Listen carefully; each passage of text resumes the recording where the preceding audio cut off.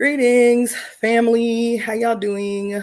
It is 2:31, and so I do have some news for those that are coming into the room. Um, I planned this live um, earlier today, and so since then, I have gotten a client. So this is going to be a short live, about 30 minutes, and then I'm maybe 40. And then I'm gonna have to pull myself together to get ready to go to work. So the other thing that I'm going to do, whoa, son of a bitch. So the other thing that I'm going to do while doing this live is actually, I just colored my hair. And so I am going to twist it up while I talk to you guys. But it was important that greetings, Carlotta, Shauna, Michelle. But it was important that I talk to you. Probably be talking fast because, like I said, I got 30 minutes, and then I have to pull myself together to get ready to go to work. Okay, so let me tell you the title. First of all, for those of you who do not know, my name is Cassandra Floyd.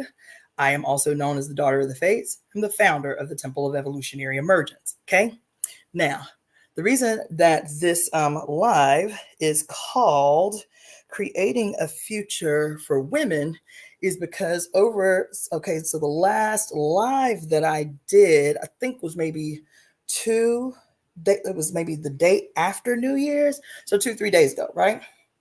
And some things have happened since then and even today. And I was like, okay, I need to do a live. All right. Now let me tell you.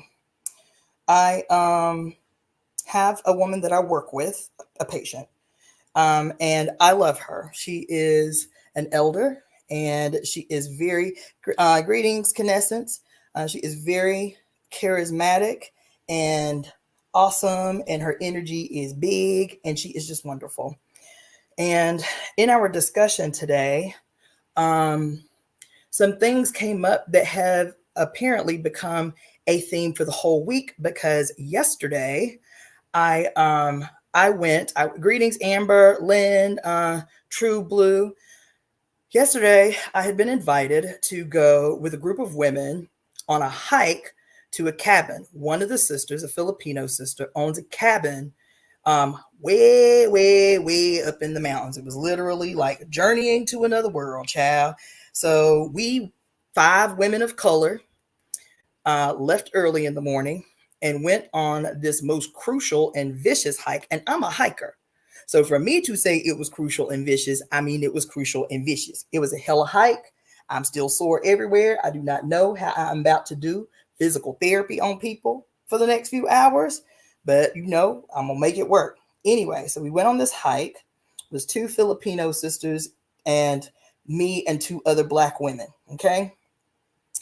And so we did ceremony out there. It's really picturesque. The cabin is on this little stream/river way up in the mountains. You have to have a key and a property up on these mountains, and it's all cabins to even get in. And then you drive for about 10 miles straight up, and then you hike for about 45 minutes. It took us about an hour and a half to make the hike.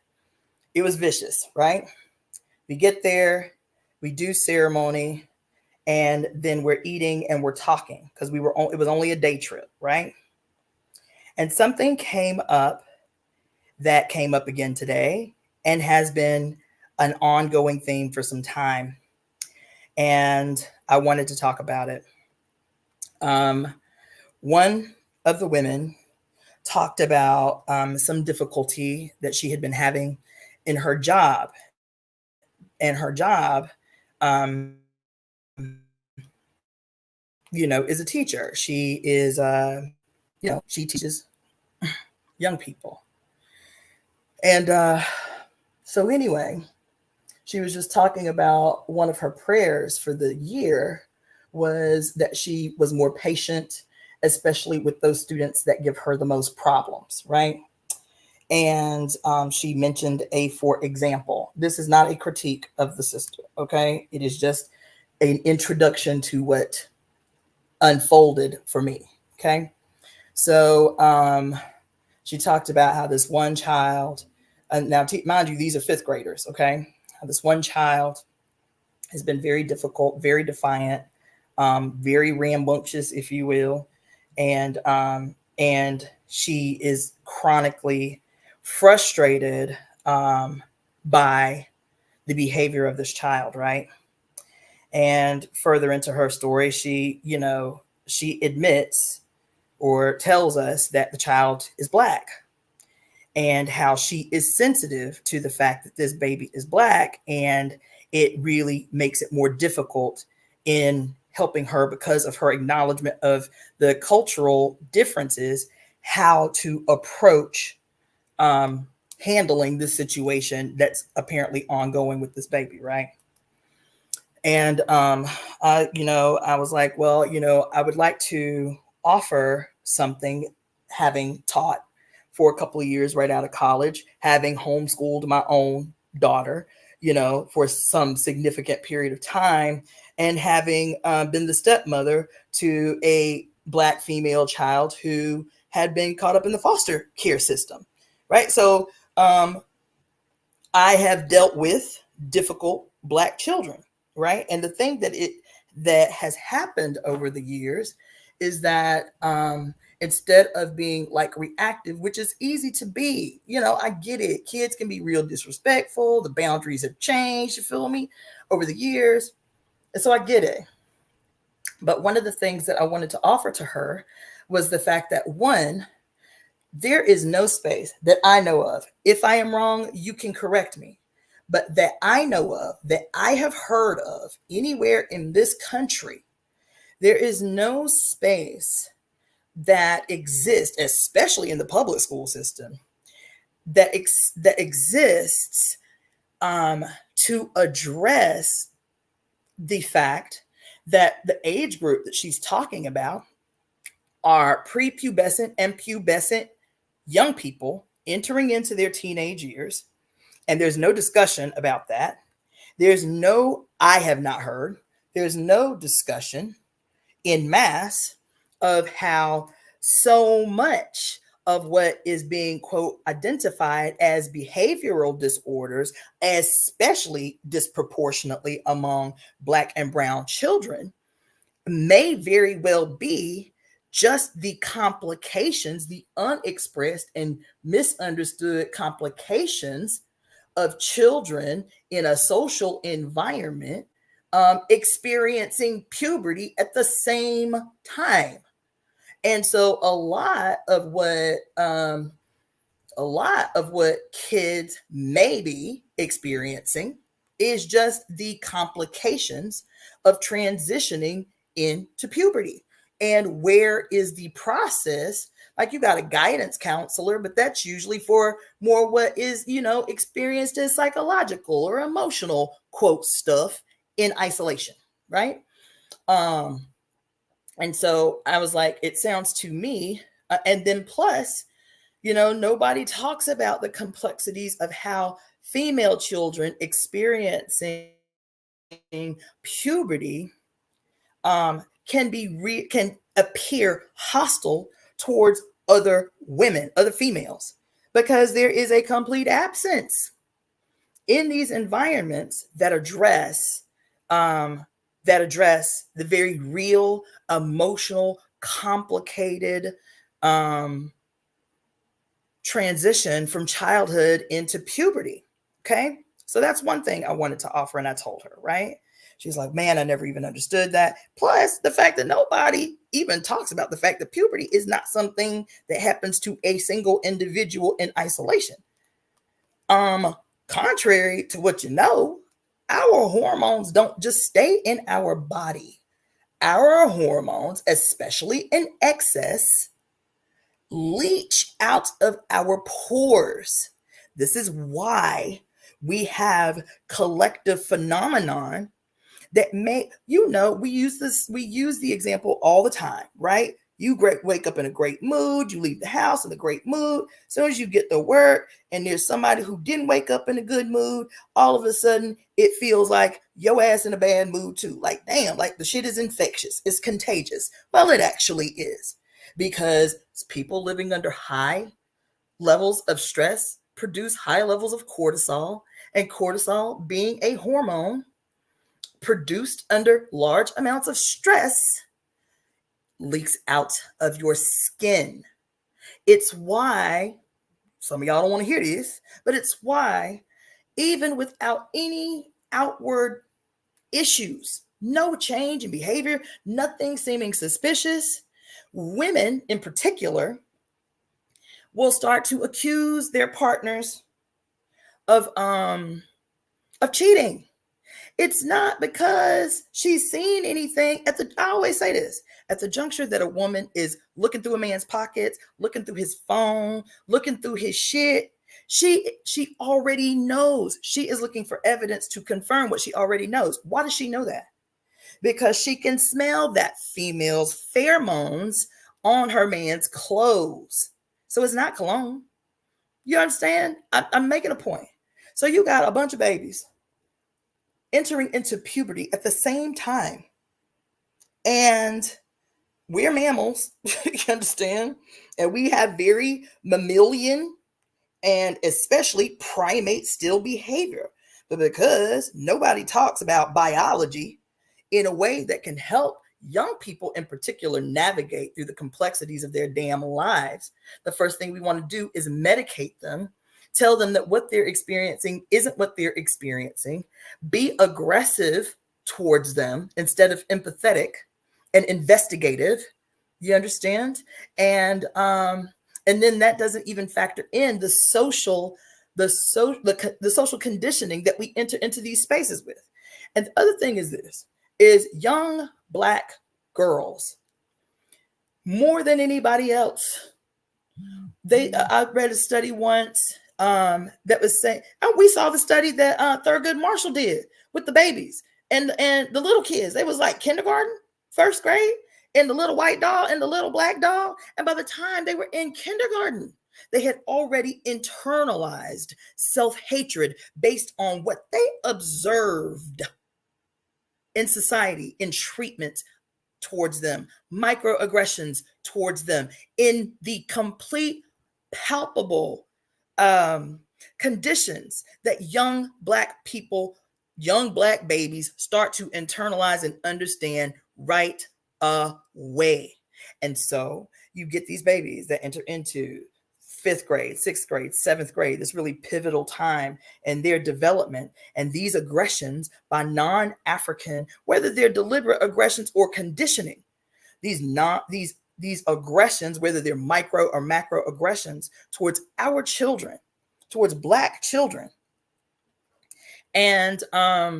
And these kids feel it in their body. They feel your conditioning in their body. They experience your hatred or your discomfort.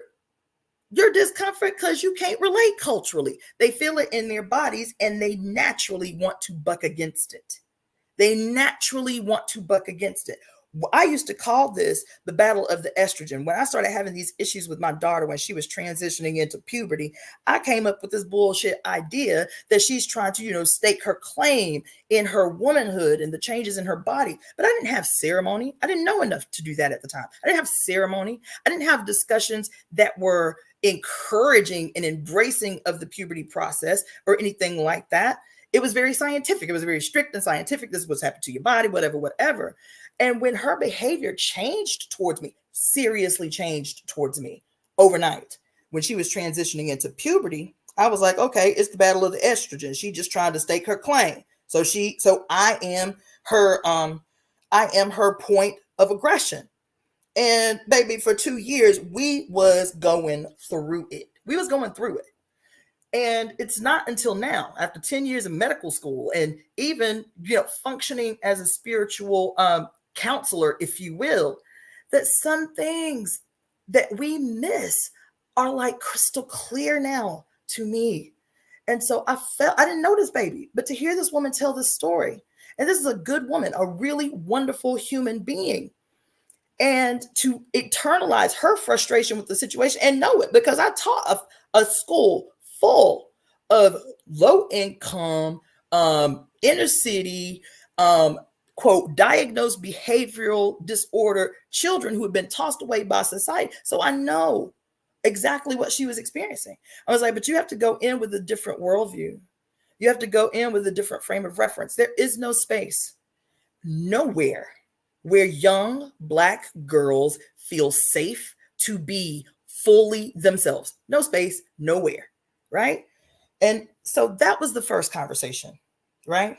And then today, this client that I had, who is not Black, she's not a woman of color, she's actually white, was telling me about an experience that she had, in trying to, at her age, because she's in her 70s, trying to assert a certain level of sovereignty over her body, over her treatment, over her care, and all these different physicians, one after the other, who has been so dismissive and condescending and reductive.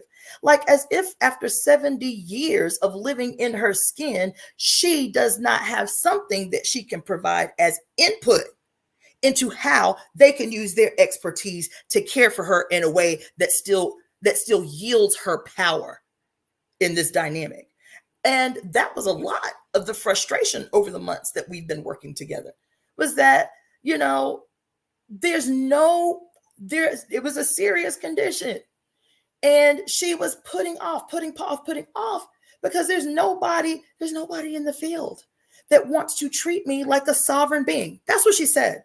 That's not me paraphrasing. She said, there's no specialist that I've seen over the last 6 months that wants to treat me like a sovereign being, that wants to allow me to have input based on my peculiar situation and my worldview on how they approach my treatment. And that is a problem. What do these two things have to do with each other? I was contacted, I think I told y'all this last week. I was contacted by a young woman in South Korea a couple of weeks ago. And she told me, and it was really empowering. Plus, who did I get an email from this morning? Oh, I got an email from another young man. Actually, it was a review from another young man about this intervention that he had asked me to do with he and his family, and how impactful that was, right? So I was like, okay, I'm seeing these similarities. So let me just tell you what it's boiling down to for me. With this young Korean girl, essentially what she was saying, she has been listening to me read to the read that I did of Bell Hooks's book, Communion, The Female Search for Love. Sorry, I'm not looking at y'all, but I gotta rush to do my hair before I go to work while I talk to y'all. Okay. Greetings to you. So anyway, she's listening to me read Communion, The Female Search for Love by Bell Hooks, right? And she's talking about how impactful the book is, and and how amazing it is, and how she's been telling all her friends to check out the read. But she ends by saying, I don't know if you've heard about what's happening in South Korea, about how women are, because of the peculiar set of circumstances that they are experiencing as women in South Korea, they are checking out. They are making vows to one another to not engage in heterosexual sex, to not marry, and to not have children until their demands for equality are met. And we don't hear much about it here in the United States, but over the last 2 years, I've been deliberately searching articles about it since it was brought to my attention. And they're saying, if it means that we got to, quote, die together in groups of friends, buying homes together and spending out our old years together, together in these homes, we gonna do that, because we cannot continue to live the way that this society is trying to force us to live, that we'll just check out. Y'all got it. Y'all don't need us. Y'all got it. So we gonna check out. We divesting 100%. And the last thing she said, with this movement, she said, it's been very empowering. She said, but I want you to know, I appreciate this reading so much. And you need to let other Black women know that we watching y'all. We in South Korea, we watching y'all, Black women. That's what she said. We are watching you, Black women. We following y'all. That's what she said. right? And I was like, and I've been having these conversations for some weeks now. It keeps coming up. It keeps coming up. And then with this lady that I just saw today was kind of like, okay, this is what I'm gonna talk to y'all about today before I leave my house. Because her issue in her medical care of her physical body, right? And the way that it presented itself was not unfamiliar. And I had been sitting with it, not saying anything, just kind of trying to analyze what I had been witnessing in the care for others over the last several years. One of the things that she talked about was this thing that had happened. Anyway, so with these other women, and it seemed similar to me, was there are several, not one or two, several women that I have cared for over the last since the beginning of COVID, who were having situations and circumstances. And 3 of those several women told me specifically, damn near verbatim, that I went into ceremony, and in ceremony, I heard the spirit of the mother tell me to remove my breast implants. And then they went and had their breast implants removed. Okay. I was like, damn, this is fascinating. Right. And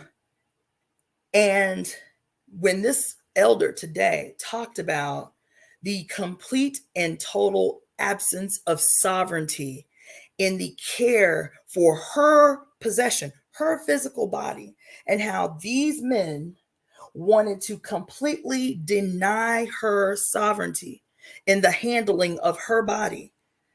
And that was more frustrating to her than the issue itself.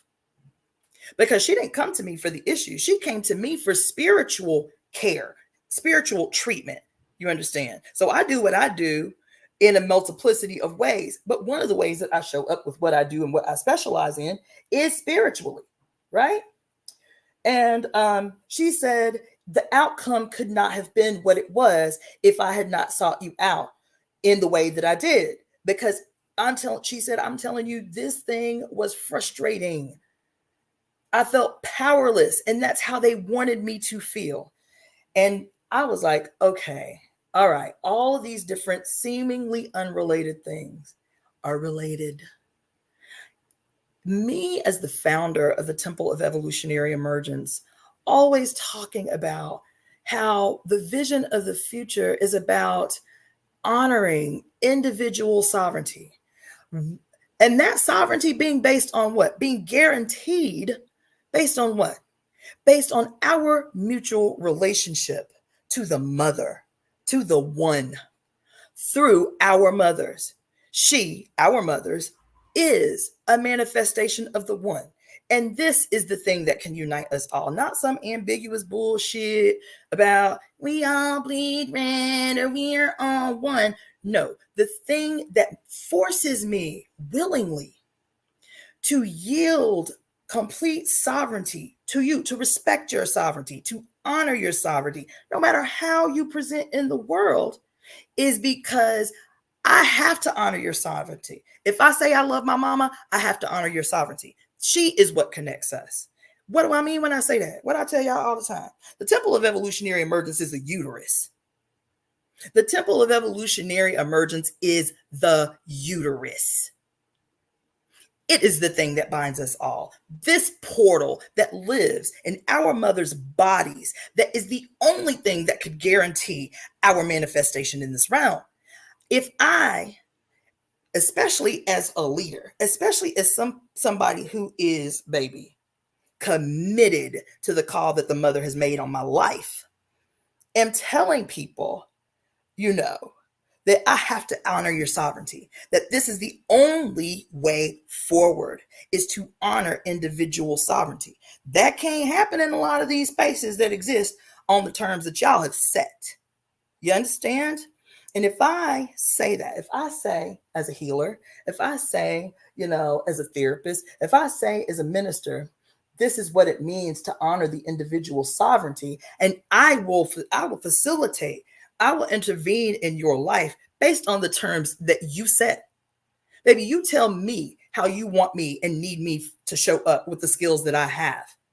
Every person that I put my hands on, I want them to be emboldened and empowered by my intervention in their life. My ego is not invested in some kind of fucked up hierarchical power dynamic over people who come to me because they see in me something that they can use to transform their own self. You understand? That's why I don't keep that shit secret. That's why I don't hold what I know hostage from you all. You know, my homeboy always tell me, you're giving up too much. You know what I'm saying? You ain't getting paid to do that. You feel me? You give it, but that's why. That's my affliction, but I mean it and I'm convicted to it. And so listening to these stories, understanding what I understand from the different worldviews that I have, from the different lived experiences that I have. Today, when that woman talked to me, I was like, yeah, the problem is, baby, to me, this year, because I was talking to y'all on the New Year's thing that I did a few days ago, like we have to set the shit off. We have to set the shit off. You know what I'm saying? Like, what's the coup d'etat we gonna pull? You know what I'm saying? How are we going to stay dual and contending power? What is the equal and opposite response that we are going to make to the world as it is, transformed to the world that we will it to be? What does that look like? And I'm gonna tell you, after deliberating and after these interventions that were necessary this week, we have to create safe spaces for women. And when I say we, I mean every last one of us have to create safe spaces for women. The fact that you can look all over the globe, and there is not a single nation. There are 216 countries on Earth. Some people say 198. There's differing, but 216 is the general consensus. 216 countries on the planet Earth. And you mean to tell me that there ain't a single country on Earth that has figured out how to keep half their population safe, how to create safety for the female portion of their nation? Nowhere on the whole of the globe is there a singular acre of land where humans exist on it, where women are safe, wholly safe, not just, quote, safe from violence, safe from the male gaze, safe from oppression, safe from condescension, safe from less thanness, safe from imposition of fucked up ideas that have them turn in on themselves. Nowhere on Earth. Nowhere. And we more than half the population. The global birth ratio from male to female, birth ratio, you understand, is one male to 1.1 females. For every male born, there's 1.1 females born at birth. I'm not talking about death rate or anything like that. At birth, globally, the birth ratio is almost equal. We half the population of the planet. There are 8 billion motherfuckers on the planet right now, y'all. 8 billion. You understand? And nowhere on Earth is there a space, is there a place where anyone is bound to honor the sovereignty of women. No one is bound to honor the complete and total sovereignty of females. Nowhere. I was like, this is where we got to start. This is where we have to start. Because there is no way that you can deny the impact of that on the whole population. Males are insane because women are not sovereign. Males are despairing in a myriad of ways because women are not free. Because who the males came from? Where the men came from? Where the males came from? We talk about women and children. We're not just talking about women and female children. Every single one of the 8 billion people on Earth have a uterus through which they came through which they emerged from, through which they evolutionarily emerged from. Were any of their mothers safe? Were any of their mothers sovereign? That's not a trick question. Were any of their mothers sovereign? Were any of their mothers' self-sovereignty honored by those around her? You understand? I was like, this is where we have to start. Now, I have been having conversations and I've been hearing conversations, and I get the nature and the energy and the spirit of these conversations because, child, we in dire straits right now. Like the world, this is the tipping point that we in right now. You feel me? And so I've been hearing conversations, both spiritual conversations and political conversations, like the young woman in South Korea. Like, we got, you know what? Fuck man, we just got to check the fuck out. We just got to check the fuck out. That's all. You understand? I don't think that's the answer. And I was prone to believe that was the answer. But let me tell you what occurred to me. You understand? Is that we do need safe space. We need space that men do not occupy, where men are not present and cannot set any terms at all, right? Where we can fully, audaciously be as awkward, as deviant, as whatever, as we want to be, without judgment and without potential harm, whether that's emotional harm, psychological harm, spiritual harm, or physical harm. We need that. And we need that in mass. We need that in mass. You understand? And I told you guys a few weeks ago, I was invited to this drumming circle. And I'd seen it before, but this particular day, this process stood out more. The drumming circle was a female-led drum circle of indigenous women. And there were males and male-identified people there, right? But the thing that stood out when I got there was the women were sitting around this massive, like, native drum. All the women were at one drum with their drumstick. And the males were sitting in a circle outside of the women with no contact to the drum. They were there to hold safe space while women were in ceremony. They did not talk. They did not speak. They did not sing the songs. They were solely there to hold space, right? That was it. That was the whole purpose for being there. And I was like, yes, yes. And I remember when that thing jumped off in Standing Rock. When I was in Florida when Standing Rock jumped off, right? And a friend of mine, Alvon, has a radio show on the local public radio station called I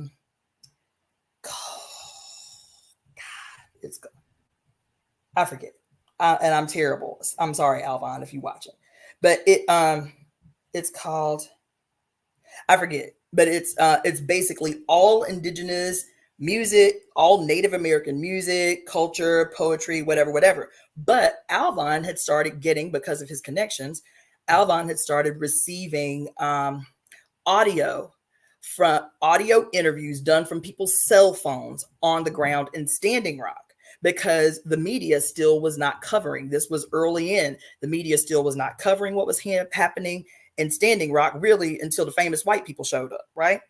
It went till Mark Ruffalo showed up, that the first, like, national and international news, and this was months in, 3-4 months in. It wasn't until Mark Ruffalo showed up that international news started covering what was happening in Standing Rock. But before that, we in Tampa, Florida, in the Tampa Bay area, were hearing interviews on cell phones done on the ground in Standing Rock.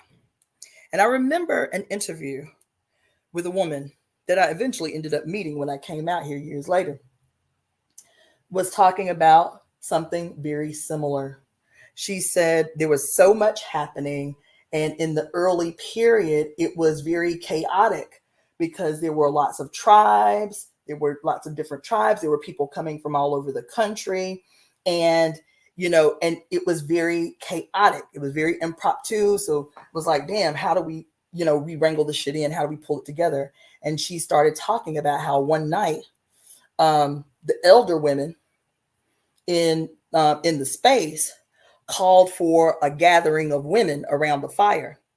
So they had the men build a bonfire, a big fire, and about 50 or 60 women gathered around the fire. And she said she had never seen anything like it. It was so powerful. She said it was like natural. There was no direction. There was no barking orders. She said the women sat around the fire. The word spread through the campsite that all the women were going to meet around the fire to organize what was going to happen the rest of the way, what was going to be the escape route if the cops came down on the people, like everything. They was going to discuss logistically what was going to happen, but only the women. And this was spreading through the community.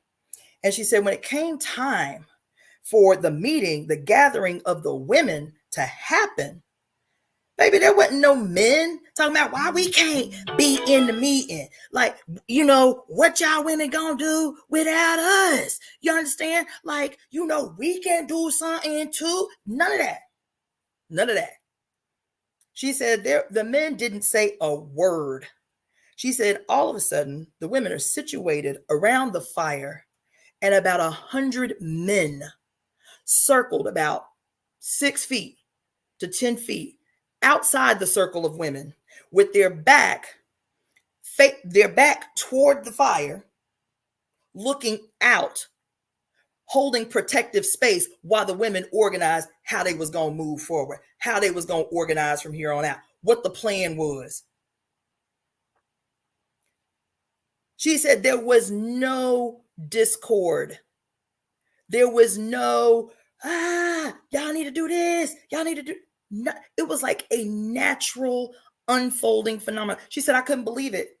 She said, I'm Native and I'd never seen anything happen among my people like that. This is the interview. That shit stuck with me. She said, these men, without a word, circled shoulder to shoulder with their backs facing the women so the women could commence to conducting business, and were facing out to make sure nobody invaded the space while they was getting done what they needed to get done. I said, yep, there it is. That's what came to me today. A memory I haven't thought about. That happened in what, 2016, 2015? This girl on the radio, on a little podunk radio in Tampa, Florida. And when that woman talked to me about how these men continue to deny her power, to deny her sovereignty, to treat her like she was insane, to the point that she started thinking that she was insane after living on this motherfucker for 75 years. To think about that little girl's experience that this woman told me about, that she having at 5th grade and ain't got nowhere she can go to, not a teacher, not a mama, not nobody to go to help her understand the chaos that is unfolding in her body and why everybody is responding so violently to her, even as she's still a baby. To have a young woman contact me from South Korea and say, look, we got our eyes on y'all. Listen, y'all Black women, we got our eyes on y'all. So what it is, what we do next. Story after listening to stories on YouTube. Because I'm really struggling to understand how to move forward, y'all. And listening to stories, I was like, well, let's go back to the Odu. You feel me? Let's see what the Odu have to say. Maybe there's something I'm missing. I spent hours the other night looking through the Ifa Odu. Around the stories of Osameji and the time when the women left and the time when Oshun was so offended by the male Orisha that she checked the fuck out. You understand? And I was like, well, damn, is this the answer? Because I say, as the founder of the Temple of Evolutionary Emergence, as an ordained minister, I say we all exist because we are supposed to. It is purposeful while we are here. Every last one of us. Our responsibility, what did Thomas Sankara say? Our responsibility in this life is one of two things, Thomas Sankara said. It is to fulfill or betray our destiny. It's the only reason that we are here. Right? And if I believe that, and I do, then every male, even the repugnant reactionary ones that exist right now, have a destiny that they have not yet seen, that they have not yet remembered. And so in the separation from themselves, they become reactionary and violent because the conditioning calls them to be so. You understand? What is it that makes them so violent? That makes them so enraged to where everywhere on earth the object of their rage becomes women, right? Now we can have a whole conversation about that later because I am going to have to wrap this up. But we know what it is. The separation from her. Remember when I was telling y'all some time ago about the study that these 3 Jewish doctors did in the psychiatric hospital? And they were able to undo these really serious conditions, reverse the impact of schizophrenia and psychoses and sociopathy and all kinds of addictive behavioral disorders by for 6 weeks embedding into the consciousness of their patients a singular phrase: mommy and I are one. Mommy and I are one. I am not separate from her. Mommy and I are one. Mommy and I are one. Mommy and I are one. Everything they watched, they had it hidden subliminally in movies, in the music, and they followed them for 30 years and said that the impact wasn't short-term, that it was permanent. A complete or almost complete reversal of these behaviors that they had been hospitalized for in 98% of those studied. You understand? They know that it is our total, our complete, our collective separation from the mother that makes us all sick, that makes us all unwell, that makes us all distressed, depressed, and we target everything that reminds us of her in this sickness, not knowing that what we long for collectively, what we long for is a reconnection with that has been forcefully severed from us. She has been severed from us. And in the sickness of that separation, we lash out at the powerless. And in this society, the most powerless are those that mimic her, that look like her, that are the microcosm to who she is. That's what patriarchy is. Patriarchy is no friend to men, and they need to know that. Patriarchy is no friend to men. They do not and never have benefited from patriarchy.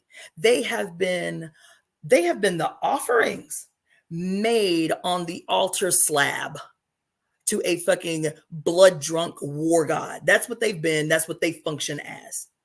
Men. They've been the cannon fodder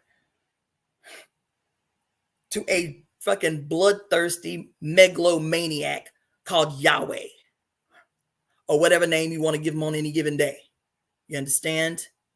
And so for me, women have to create the space, the way that men can participate in a reunion with our mother, the way that men can benefit from harmonious, beautiful, genuine, sovereign-oriented relationships with everybody else on earth, instead of continuing to suffer from isolation, continuing to suffer from separation, is to protect the spaces that women create.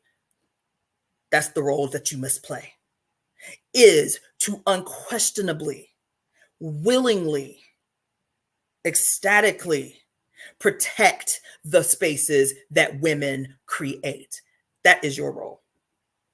That is your role. It is not enough for women to say, fuck that, we about to check the fuck out. We about to check the fuck out the whole world. We about to do that.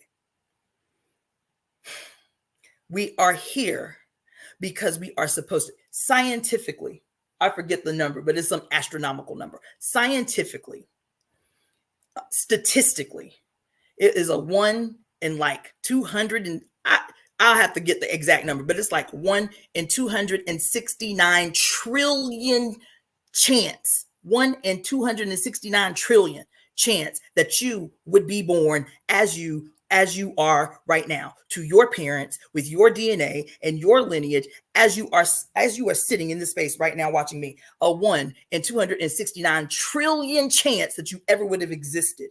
You are here because you are supposed to be. Now, whether you remember that you're supposed to be, whether you remember why you are here, because you know, whether the noise has gotten a hold of you so that you cannot see what is right in front of you, that your mother has a destiny for you, and that she made sure that your mama signed the first blood covenant in the history of humans with you in her own blood, in her own sacred primordial water. She ensured that you could fulfill your destiny. But the noise, baby, the conditioning has made it damn near impossible to hear the call that's made on your life. And the call that's being made on your life right now, if you are male, the call that's being made on your life right now is your full, enthusiastic, grateful, willing participation in the transforming of the whole planet. And the only way, the only option that you have, there is no other option that you have if you are a man. The only way to do that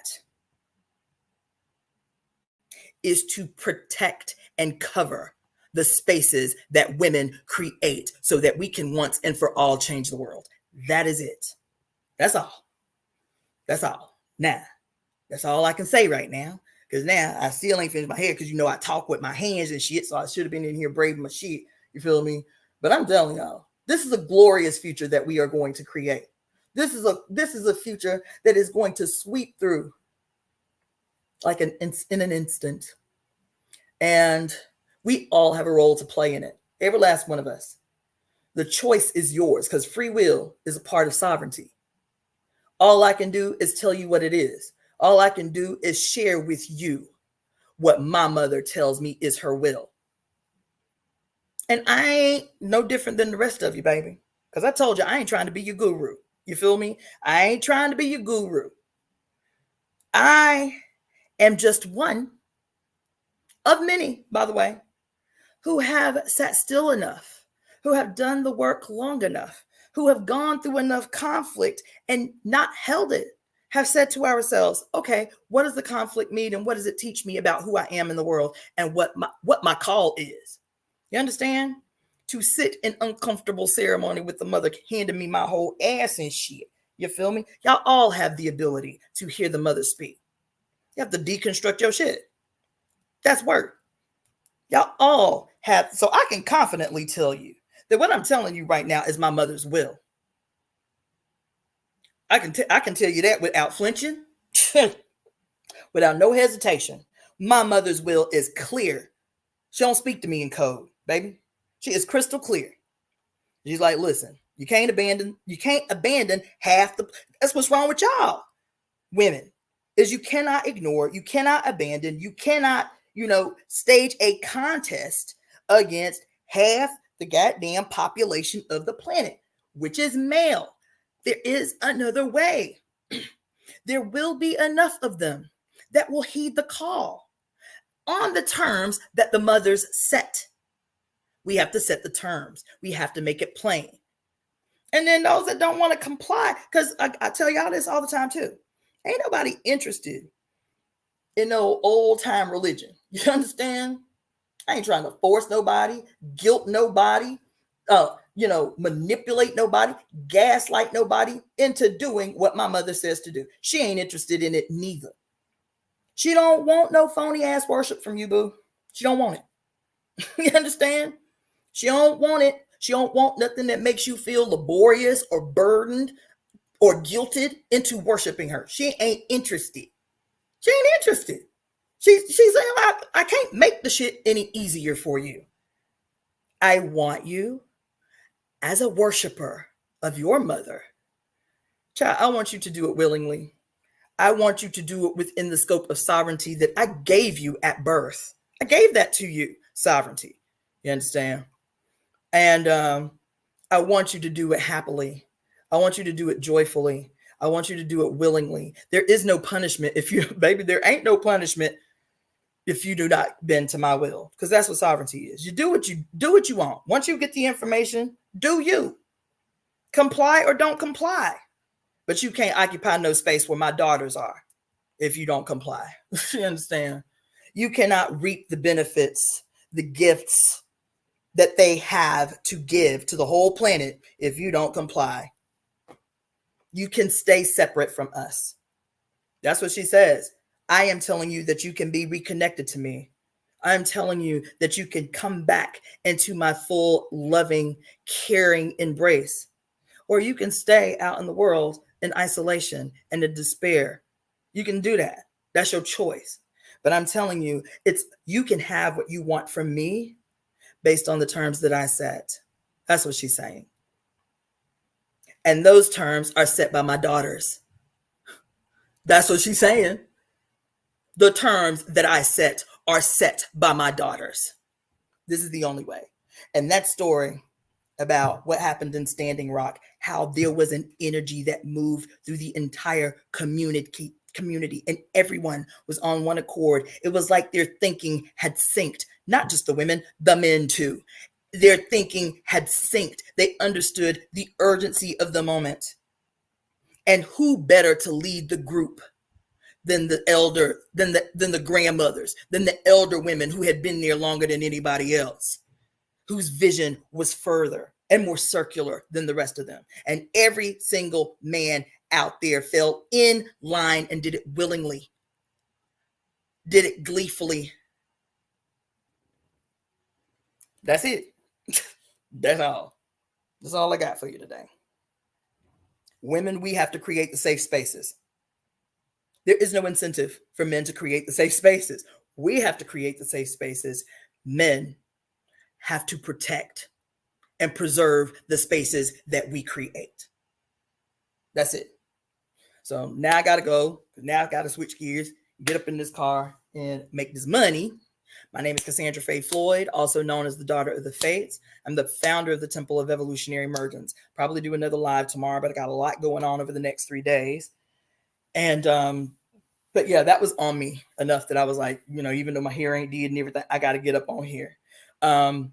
Support the Temple of Evolutionary Emergence. Follow me on YouTube. My YouTube channel, especially those of you who are tuning in from IG, is go into the YouTube at Daughter of the Fates.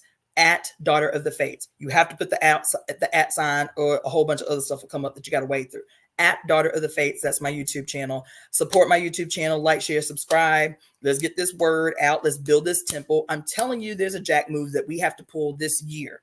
Okay, this year is defining. This year, okay, we have to do that this year.